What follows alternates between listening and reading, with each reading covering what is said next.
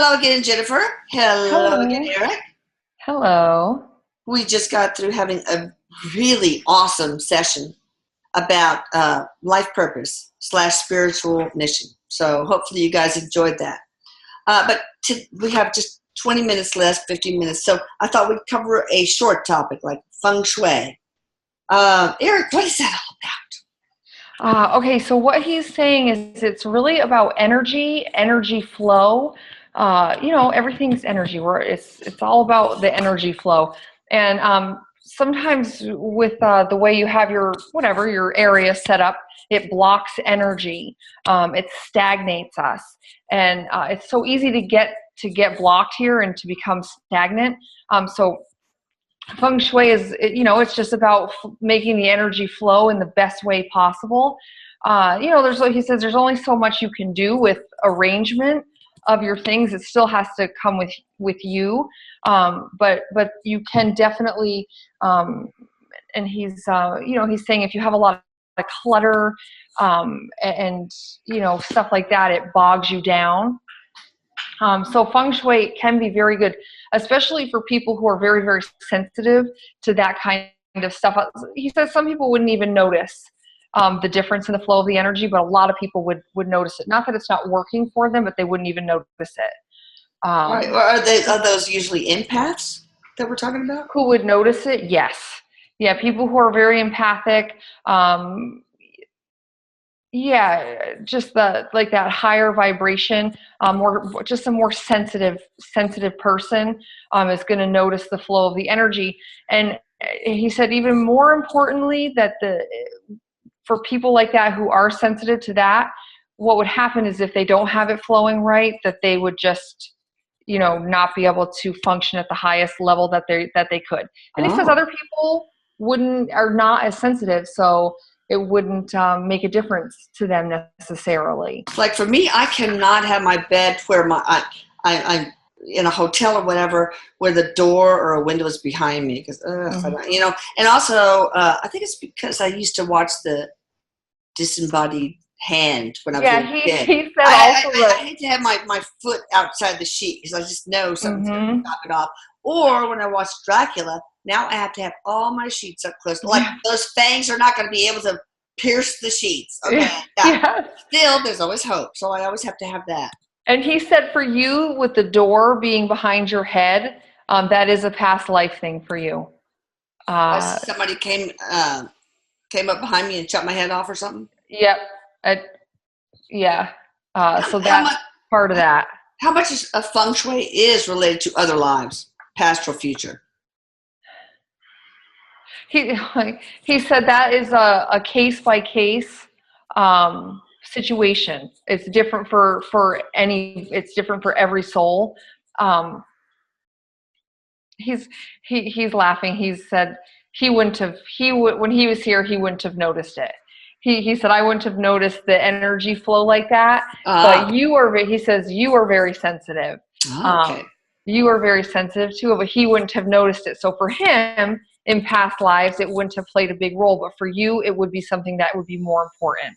Okay, what are some important principles of feng shui? What are some of the overarching, I hate to say rules, but the common things that block or unblock energy flow? Well, he is directing me to the north, south, east, and west, and he's teasing me a little bit for not knowing my east from my west. Uh-oh, I know I was thinking, okay, where's Florida? Where's California? Yes. So he said that is very important. And it's about balance. It's about balancing. That is a very important aspect. It's like the north, south, east, and west, the water, the fire. It's about balance. Is what he's saying to me.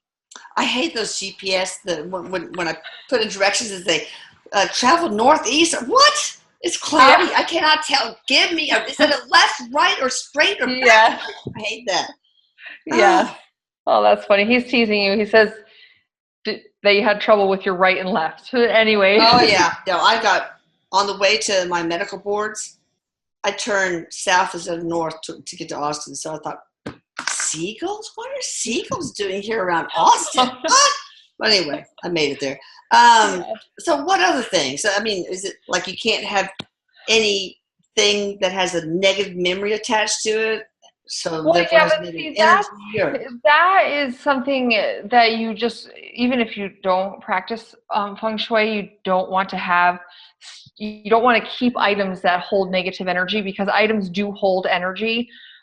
So if you have that kind of, negative memory associated with something, you would want that out of your space anyways. Uh, and some, like he said, some items are benign. Some items don't have a negative or positive. So those are fine. But also what he's saying is that a lot of this is about your intention. It's about your intention of what you're doing when you're setting up the energy, feng shui or any other kind of energy flow type stuff. If your intention, if you set the intention that, hey, this is going to make the energy flow, and it's going to feel better, and it's going to be more comfortable, and it's going to be more positive, that's a big part of it. okay. It's your intention. So he says you could have your whole place done professionally by somebody with feng shui, and if you tell yourself it's not going to do anything, it's not going to do anything for you. Oh yeah, makes sense. Because that's your mindset. Is it always about environment? Is it always about like physical, like geography and your surroundings? No, and that's what he's getting at, like with the mindset. That's really the most important thing, is what your mindset is on. But about the environment. So, but is it just your surroundings? Does feng shui only have to do with your physical surroundings? No, he just said it's like a way of life.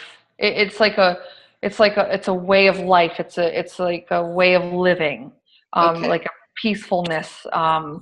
It's something that, again, takes like conscious effort. So even when you do have your environment set like that, you still have to have the mindset of that as well.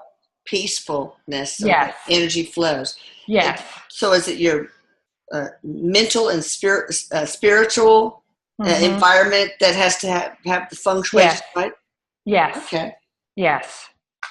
So suppose you work at a place where it's just not the desk is in the wrong place, blah blah blah, but nobody lets you move it or make any changes. What do you do? Okay, so in that situation, yes, where you can't control the environment, you can still take those principles with you, with your mindset. And, you usually always have at least a tiny area that you would have control over. So what he's saying is you would want to put stuff there that would make you happy, that brings light and sunshine to your life, and then the mindset. I see. Okay. And are there certain items that are automatically like positive items? Yes, there are. Red, red is, he keeps showing me the color red. Okay. Um, and the coins, water is very important. So a little water structure, maybe a little water, tiny desktop waterfall or something. Yeah, and then like just for each individual person, if there's a stone or a picture or a plant, something living like a plant, even if it's a cactus, they, that will. Even if it's a cactus, I love cacti. Yeah, well, I'm saying, because if you can't have a big, huge plant, a little, even if it's just like a little tiny cactus that you can sit there to bring life. They may be hard to hug, but they're still lovable. There's still life. So that's what you would do in a situation where you don't have that much control over your environment. And for each individual person, whatever brings the positivity to them will be different. Okay, what about things like salt lamps? Does that help the feng shui of the area? Yeah, because it cleanses the air. It creates a soothing light, first of all, but it also cleanses the air. It purifies the air. And it's like where you see it, you see it because it glows, and you see it, so then it consciously makes you think about calming down and being relaxed and tranquil. That makes sense. Yeah. Are these things like the water structure and the salt lamps, do they have to be in a certain like the northeast or the west? So there is, and he says there's so many rules to where stuff needs to be placed, and even the direction that your door faces, and he said there's a vast amount of rules to it. But again, he said that, and then he said, but the intention is also about your intention. So if you have a water structure and it's not in the right corner of the house and it still makes you feel tranquil and relaxed and energy flow, then that's what works for you. Yeah, it seems like to figure out where things go, that I think I would have a gut feeling. Well, I think that water structure belongs over there on that bookshelf or something like that. Yeah, and it's one of those. But there's no electrical outlet, so screw it. I can't do it there. Yeah. But we're not carbon copies. We're all individuals. We all have different likes and dislikes. That's true. Now, what about aromatherapy of some sort? Does that? Oh wait! Before I do that, oops. Sorry if I startled everybody. But why is there this? Oh, it has to be north or west or what? What does that have to do with energy flow? Well, some of it has to do with people creating validity to what they're trying to teach. Okay, so when people created all this, it was like, well, this has to be done this way and this has to be done that way, because they needed to have structure and have rules and have a reason that you would need their expertise. Okay. So some of it is that. I bet. Some of it is that. Well, he's like, I'm gonna stop there. Okay. Well, but is there does it have to do with the magnetic the magnetic north, the poles of the earth, and how it affects our energy meridians and stuff like that? Yeah, there is some science to that, is what he's saying. But again, it's not like, sometimes the rules seem hard and fast, but the effectiveness does not have to quite line up with how hard and fast the rules can seem. I got you. That makes sense, because there's always your intent. There's always your intent. Yeah. Okay. Okay. So, what about aromatherapy? Can you fix the environment by using certain types of? Oh yeah, and for some people, and so what he's saying is that some people are very that would be one way that would be very soothing for them. Like some people might find massage very relaxing and very soothing, and other people hate to be touched. So a massage would be like a nightmare for them. Oh yeah. So then, those people go get massage, and aromatherapy is the same way. Some people will really get very calm and feel very soothed from aromatherapy, while other people might feel irritated by the smell, even if it's an all natural smell. Some people are just very, very sensitive to that, so they wouldn't like it. So yeah, that is also a case by case. If you find that, lavender is very soothing, very relaxing, then that's something that you can put basically in your tool belt of resources that will help calm you and relax you. Okay. Is there a particular essential oil that seems to help the energy flow of an environment more than others? No, again, that would be case by case, he said, person by person. Lavender is kind of like an overall relaxing, calming, soothing. Mm-hmm. Somebody may not like that and might find patchouli to be much more calming and relaxing. Oh, I love patchouli. Yeah. So basically, what can you do? Just smell different ones and see which one just feels right for you? Yeah, and you can put it, like on your pulse points too, so that you don't have to, constantly. Well, yeah, really. You just, have it around you. Yeah. Okay. What about sage? Like saging the room? Yeah, saging is good. To burn the sage or Palo Santo. Then your boss comes in and say, "You've been smoking dope." That's where it smells like marijuana. Yes, it does. So if you're allowed to burn something at work, which of course, probably most places you wouldn't, You might want to consider Palo Santo rather than sage, because sage can definitely smell like weed, whereas Palo Santo doesn't, but it has that same cleansing effect that that sage would. Okay, interesting. So if you're allowed to burn stuff at work, maybe that would be a better option. Okay. So, Erik, what about Tibetan bells? I heard that by getting the Tibetan bells and clicking them together, the ones that make the frequency, that you can just do that once and it clears out any room. Go to the next room, boom. Yep, clears the energy. Yeah, clears it right out. How he's saying with that is it brings it back to a like it brings the equilibrium of the room back. It says how he put that specifically. It brings the equilibrium back. How does it do that? The vibration of the sound, and the again, intention. Intention is huge, but that vibration of the sound, it like brings the equilibrium back to the room. I don't know how. That's cool. Just like smoothing out the waves to where they're supposed to be or something? Yeah. All right. It. Well, how often do you have to do that? That would be something that each person would be able to tell if you're feeling like it needs to be done every day or a couple times a day or once a week. It depends on how much negativity is around. Now, for instance, if you live in a single family house, you have a little bit more control over the energy of the house. But if you live in a big apartment building where there's all kinds of energy in there, you have less control over it. So you may find that you may need to do something like that more often. Oh, yeah. All right. What about crystals? Are there any kinds of crystals that you could place around on your desk or by your bed or under your mattress? So, helps the feng shui. Yeah, selenite.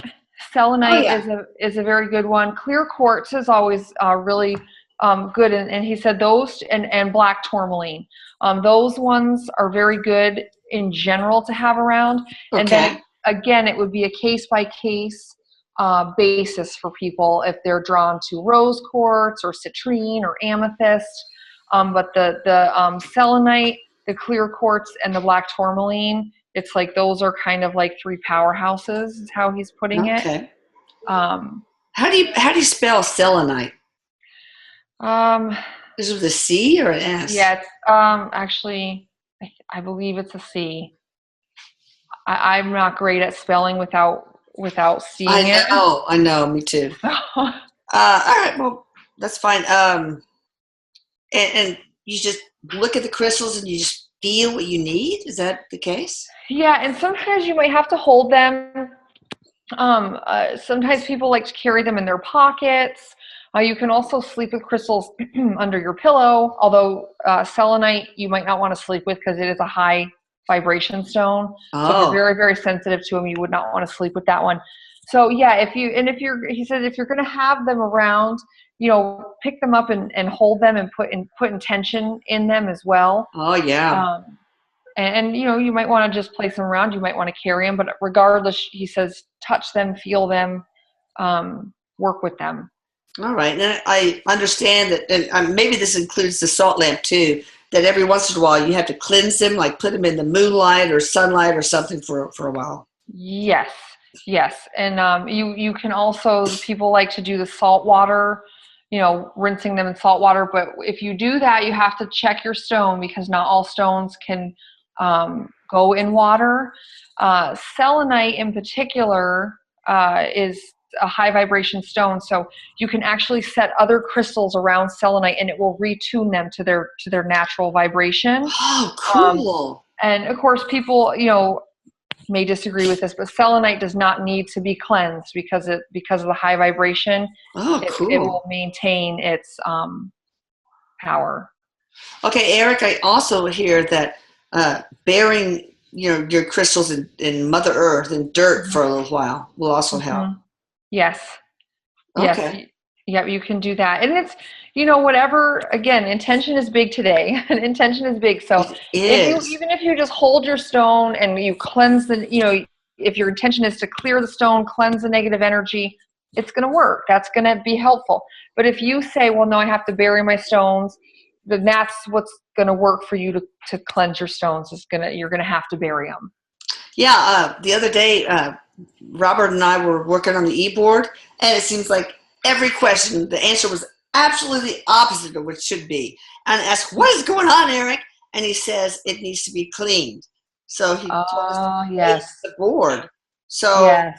stage that Ouija board or your Uh-huh. pendulum or the dowsing rods or, Yes. put them around put them out in the sun or Yes. whatever. So that's Yep. The interesting. sunlight, the moonlight. Yes, absolutely. So you have negative people in your life, and they come into your space, and Hmm. they energy vampires, real negative people.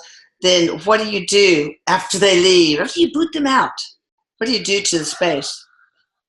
Okay. That is definitely a situation where you would want to sage or use the Palo Santo.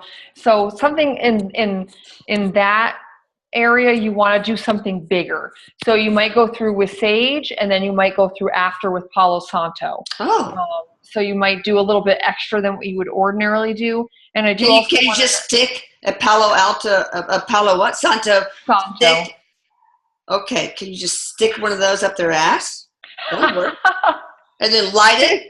Get that negative energy away, man. Yes. That's funny. Yeah, he said you could try it. You could Oh yeah, try it. right. And also, he wants me to mention hematite, because hematite, especially in a work environment, you can wear hematite. It's a stone, and you can wear it as rings or necklace.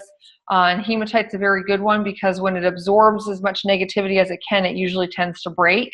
So you need to replenish your hematite. Oh, that's awesome. Yes. That's really good. Okay, good to know.